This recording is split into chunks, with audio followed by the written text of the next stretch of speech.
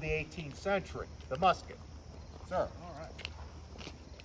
So hello, yes, again, my name is Brian, and I'm representing a private in His Majesty's Independent Company of South Carolina. So unlike the Virginia Regiment, these men are British soldiers in the British Army. They are American colonists, though. They are men from South Carolina, and they are enlisted into the Independent Company for the purpose of garrisoning Charleston Harbor. Charleston is a major port at the time. You have, in the Carolinas, you have the Cherokee to the west, you have the Spanish to the south, and you have about 2/3 of the population in Carolina is black slaves. So these men are sort of a frontier / imperial defense force / police force. 100 of them are sent north to help the Virginians in Washington at this fort. These men are veterans of previous conflicts. They fought against the Spanish and the Cherokee. So when they get here, Washington is at first very happy to see them. Then he realizes that they have a really big chip on their shoulder because they are in fact British redcoats. They are not provincial soldiers. The captain of the company is a captain. Washington is a colonel, but the captain's commission comes from King George II. Washington's commission comes from the governor of Virginia. Who outranks a governor? King. A king, right. So the officer who the king creates outranks any officer a governor creates. Washington and the captain do not get along, but when the French finally show up, they sort of put their differences aside and coalesce a strategy. Meanwhile, the soldiers in this company refuse to do any of the road building work that the Virginians are doing because British soldiers are promised extra pay if they have to do manual labor. Over here, Washington's like, I got nothing to give you, sorry. So they're like, well, guess we don't have any work. Sorry for you. One thing, though, that they will be doing as British regular soldiers is drilling, practicing with their muskets. Now, every British soldier has a musket and a stand of arms, which includes the cartridge box, which has cartridges of gunpowder and ball in there. Also, hanger sword, which is basically a fancy decorative piece that soldiers don't use. During the French and Indian War, British soldiers will replace these with tomahawks. Eventually, they will actually be issued tomahawks by the king's out of the king's coffers.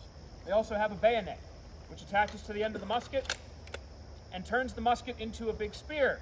If you're on a battlefield in Europe, this is a scare tactic to tell the other guy that he has lost and it's time for us to move in and push you off the field. In North America, the Indians and French Canadians really like to fight hand to hand, and the British soldier finds out that the bayonet might become his best friend. The musket itself is the Longland pattern King's musket, known to us more commonly as the Brown Bess, a nickname it develops a little bit after this war.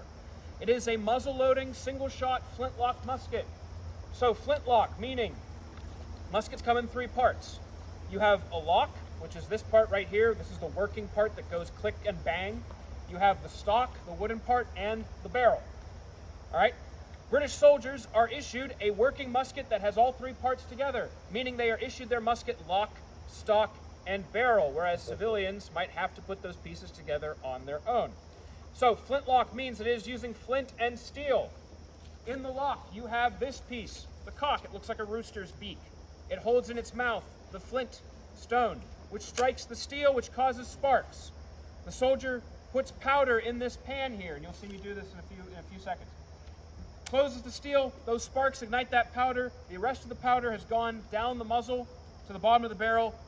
Hopefully, all of that ignites at once, sending the .49 caliber musket ball downrange towards the enemy. In quotes, because in some cases the ball could go whatever direction it wants once it leaves that barrel, because remember, these are smoothbore. They are not rifled. There is no spin. Accuracy is not the name of the game. The name of the game is having all 100 soldiers in a company shoot at once and sending as much lead down towards the enemy as possible. All right? So, I'm going to step back over the line. If you'd like to get closer, it's not raining out here, so those of you who are sitting, if you want to get a little closer and see me shoot up close, you may. You can step all the way up to about there if you want to get a better look. Here, you can get in front of me.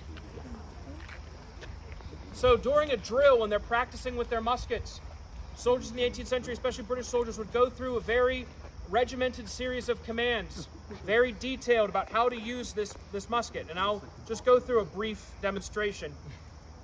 So they would be told to draw their, prime with cartridge. Take a cartridge. This is what the paper cartridge looks like. Pre-measured powder and ball. Bite it open with their teeth. You can also gum it open. You can tear it open if you had to. And then It helps if the rest of the paper opens up as well. All right, anyway. Flip open the steel, pour powder into that pan. Close the pan, bring the musket about. The rest of the charge, powder, ball, and paper, goes down the barrel. Withdraw rammer, seat cartridge, return rammer. You do not want the ramrod stuck in the barrel. You will not be able to shoot after that. Shoulder arms, at which point the officer in charge of drill gives the order to make ready, which means the soldier brings the musket to full cock. Present. Fire! All right. Now, in combat, however, speed is the name of the game. Getting as many musket balls downrange towards the enemy as possible, as fast as possible. After the men have shot their first shot in combat, they hear the command to prime and load. Draw another cartridge from their cartridge pouch. And go through all those steps again. Priming. I bet you Loading. Katie's shivering because she could hear A that. trained British regular soldier is aiming to shoot 3 shots a minute, which in the 18th century, that is a machine gun. So if you have 100 men in a company who can shoot 3 shots a minute, that is a lot of lead going across the battlefield. Helps you can seat your ramrod quick too. Make ready! Present!